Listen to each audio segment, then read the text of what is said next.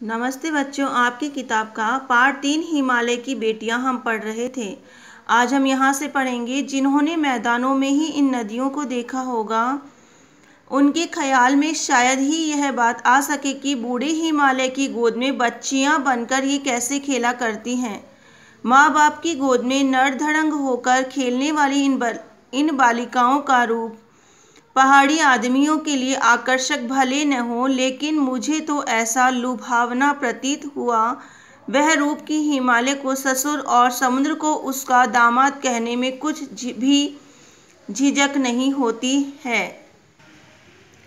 कालिदास के विरही यक्ष ने अपने मेघदूत से कहा था, वेत्रवती बेतवा नदी को प्रेम का प्रतिदान देते जाना, तुम्हारी वह प्रेयसी तुम्हें पाकर अवश्य ही प्रसन्न होगी। यह बात इन चंचल नदियों को देखकर मुझे अचानक याद आ गई और सोचा कि शायद उस महाकवि को भी नदियों का सचेतन रूपक पसंद था। दरअसल जो भी कोई नदियों को पहाड़ी घाटियों और समतल आंगनों के मैदानों में जुदा जुदा शक्लों में देखेगा, वह इसी नतीजे पर पहुंचेगा। काका कालेलकर ने नदियों को लोक माता कहा है, किंतु माता बनने से पहले यदि हम इन्हें बेटियों के रूप में देख लें तो क्या हर्ज है।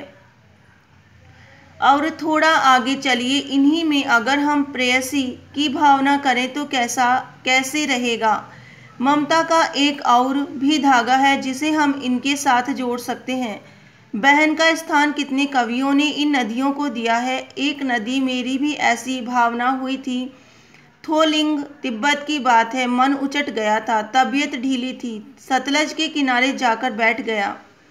दोपहर का समय था, पैर लटका दिए पानी में। थोड़ी ही देर में उस प्रगतिशील जल ने असर डाला, तन और मन ताजा हो गया। तो लगा मैं गुनगुनाने, जय हो सतलज बहन तुम्हारी, लीला अचरज बहन तुम्हारी।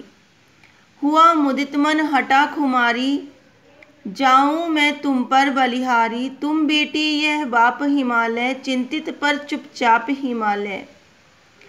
प्रकृति नटी के चित्रित पट पर अनुपम अद्भुत छाप हिमालय। जय हो सतलज बहन तुम्हारी। नागार्जुन। धन्यवाद।